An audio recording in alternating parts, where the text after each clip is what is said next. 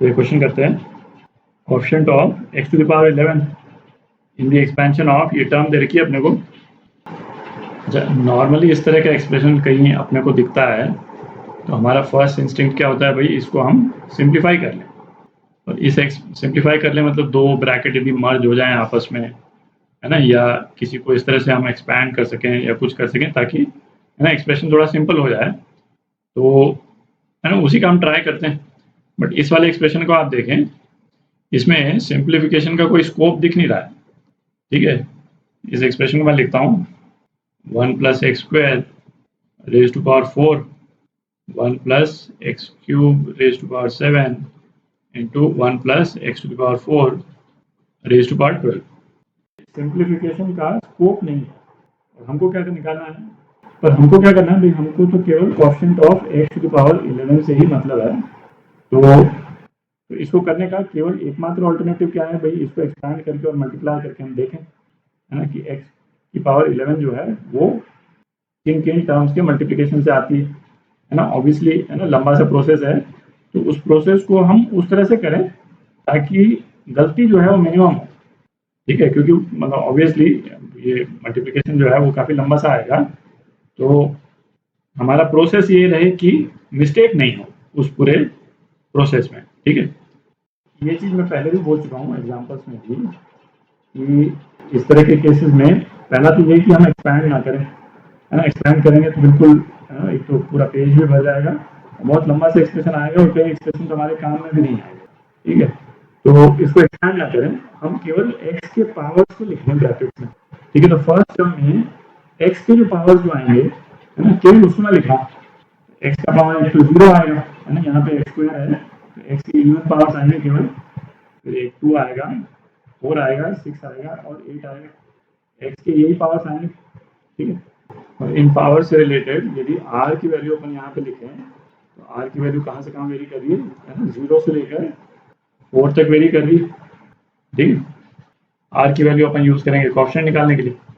अब second bracket देखते हैं, सेकंड ब्रैकेट में जो x की पावर्स हैं वो किस तरह से वेरी करेंगी, 0, 3, 6, 9। अच्छा, 9 के बाद भी आएंगी पावर्स, बट हमको तो x टू द पावर 11 का ही कोएफिशिएंट देखना है, तो उसकी हायर पावर से हमको मतलब नहीं है, है ना। 12, 15 वगैरह ये सब आएंगी तो उससे हमको मतलब नहीं है, तो है ना उसको हम नहीं लिखें तो बेटर है ना, केवल इतनी पावर्स हमारे लिए रेलेवेंट है। नेक्स्ट हो गया 1 plus x to the power 4 raise to power 12, तो x की पावर जो है कौन कौन सी हो जाएंगी, 0, 4, 8 और उसके बाद 12 आ जाएगा, और 12 हमको चाहिए नहीं क्योंकि हमको तो maximum x to the power 11 तक ही जाना है, तो इस तरह से हमने लिख लिया। ठीक है, अब इसको मैं मिटा देता हूँ, ये r की वैल्यू। अच्छा, हमको क्या मल्टीप्लाई हम करेंगे, हमको x टू द पावर 11 लाना है, तो x के हर पावर को लेकर के चलते हैं अपन। ठीक है, कि x टू द पावर 11 आएगा कि नहीं, तो ये x to the power 0 x to the power 0 से भी मल्टीप्लाई होता है, तो थर्ड ब्रैकेट में कोई भी टर्म से मल्टीप्लाई होगा तो x टू द पावर 11 नहीं आएगा। ठीक है, तो ये 0 और 0 वाला ऑप्शन हो नहीं सकता है। नेक्स्ट देखते हैं 0 और 3।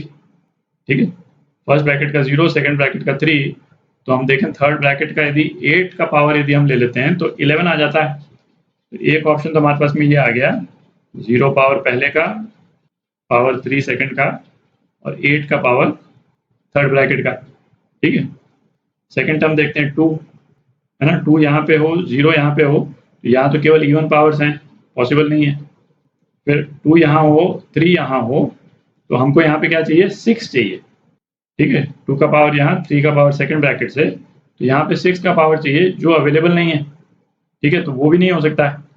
अच्छा, 2 का पावर यहाँ पे, 6 का पावर यहाँ, है ना, इवन पावर हो गया, तो यहाँ पे तो केवल इवन ही पावर्स हैं, है ना, अगेन 11 पॉसिबल नहीं है।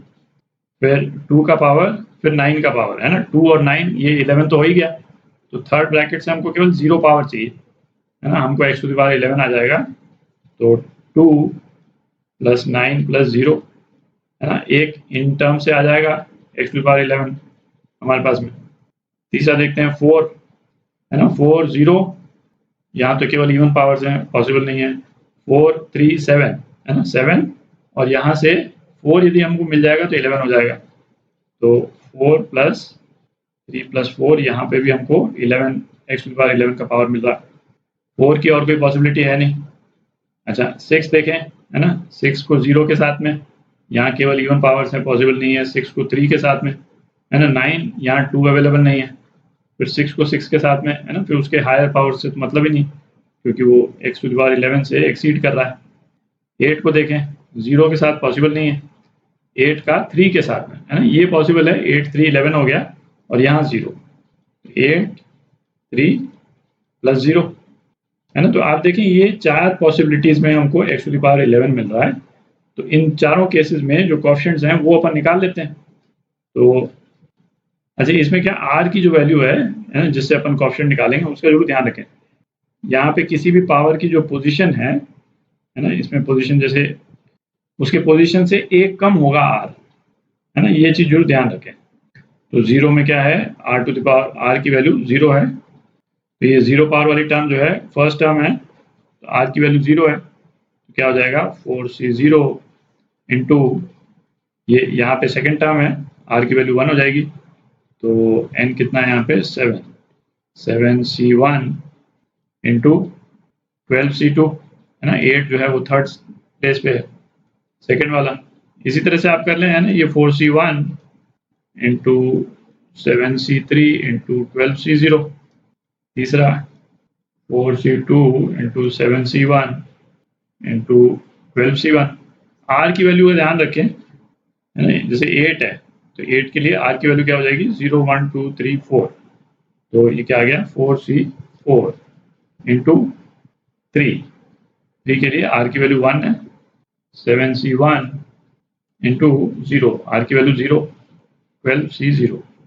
ठीक है, तो इनको आप कैलकुलेट कर लेते हैं तो आपके पास में क्या आ जाएगा, इसका आ जाएगा 462, इसका आ जाता है 140, इसका आ जाता है 504, और इसका आ जाता है 7, और इसको ऐड कर लें तो क्या आ जाएगा 1113। ठीक है, तो ये आपका आंसर सी पार्ट। सी क्वेश्चन इटसेल्फ जो है वो स्ट्रेट फॉरवर्ड है। इसमें केवल एक तो मतलब आप यदि एफिशिएंटली नहीं करें तो लेंदी बनने का चांस है ना। यदि आप इस ब्रैकेट को खोल करके बैठ जाएं तब तो दिक्कत हो जाएगी। ठीक है, और दूसरा है गलती होने के काफ़ी चांसेस हैं। आर की वैल्यू आगे पीछे हो जाए तो उसमें, है ना, छोटी सी भी गलती हो जाएगी, इतने ढेर सारे टर्म्स हैं तो पूरा आंसर जो है गलत हो जाएगा, और फिर उस गलती को ढूंढना भी मुश्किल होता है। ठीक है, एक बार हो जाए उसके बाद में कि कहाँ गलती हुई थी, तो ये सब चीज़ों का ध्यान रखें।